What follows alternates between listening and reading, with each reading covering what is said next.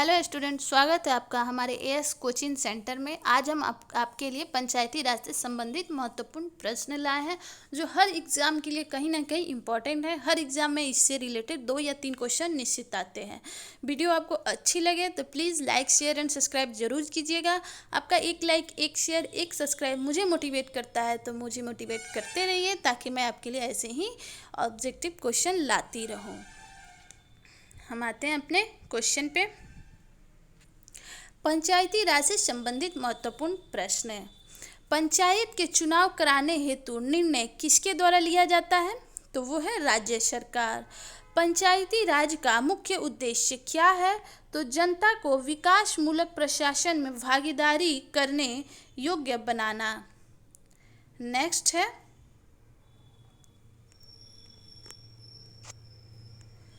73वां संविधान संशोधन किससे संबंधित है? तो पंचायती राज प्रणाली से। भारत में पंचायती राज अधिनियम कब लागू हुआ?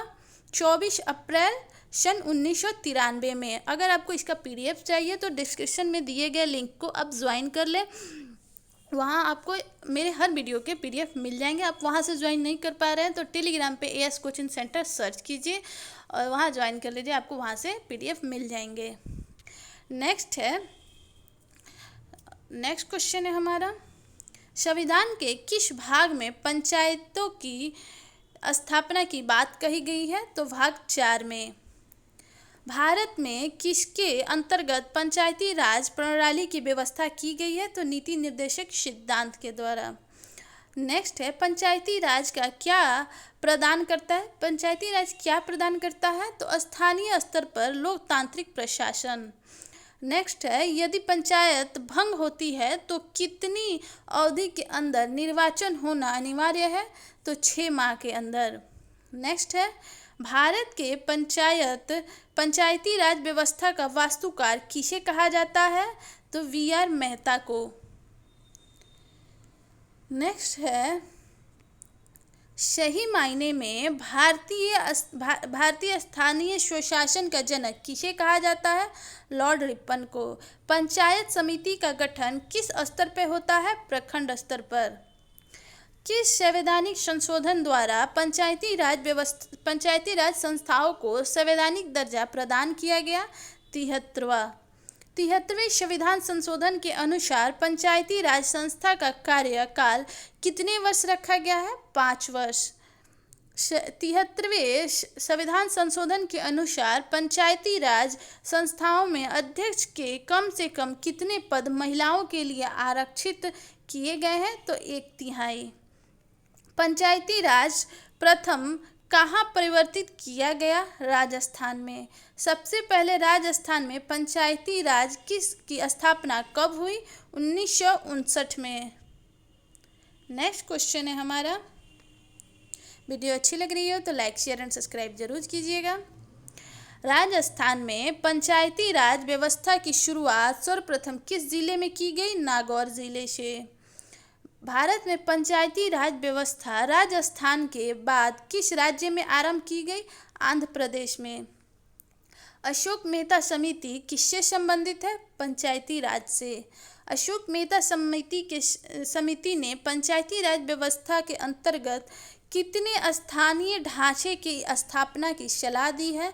2। अशोक मेहता समिति ने किन 2 स्तरों की बात की है? मंडलीय पंचायत एवं जिला परिषद।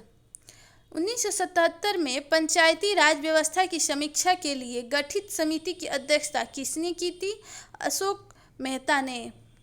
पंचायती राज संस्थाओं के उच्चतम स्तर कौन होता है? तो जिला परिषद। नेक्स्ट है पंचायती राज संस्थाओं के निम्नतम स्तर कौन होता है? तो ग्राम सभा एवं पंचायत। नेक्स्ट है ग्राम पंचायत का निर्वाचन कराना किस पर निर्भर करता है? तो राज्य सरकार पर। नेक्स्ट है पंचायती राज की आधारशिला क्या है? तो ग्राम सभा। पंचायती राज व्यवस्था में कौन स्थानीय स्वशासन की व्यवस्था कैसी है?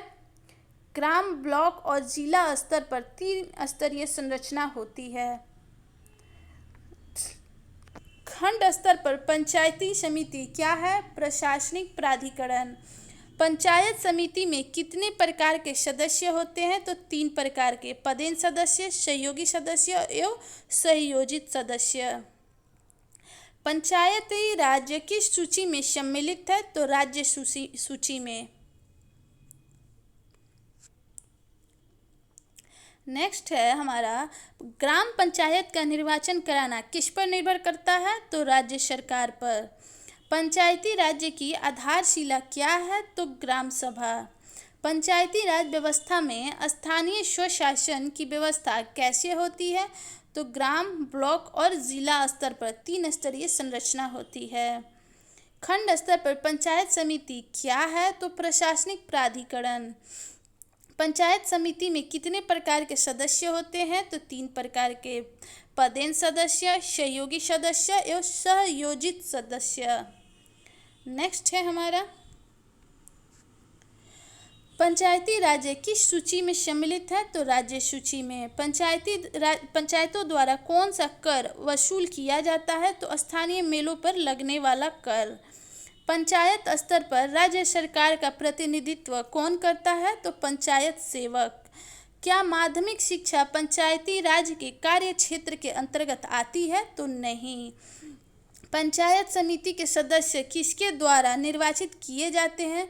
तो प्रत्यक्ष रूप से जनता द्वारा निर्वाचित किए जाते हैं। पंचायती राज संस्थाएं अपनी निधि हेतु किस पर निर्भर करती है? तो राज्य सरकार द्वारा दिए जाने वाले अनुदान पर। ग्राम पंचायतों की आय का स्रोत क्या है? तो मेले एवं बाजार पर लगने वाला कर। नेक्स्ट है,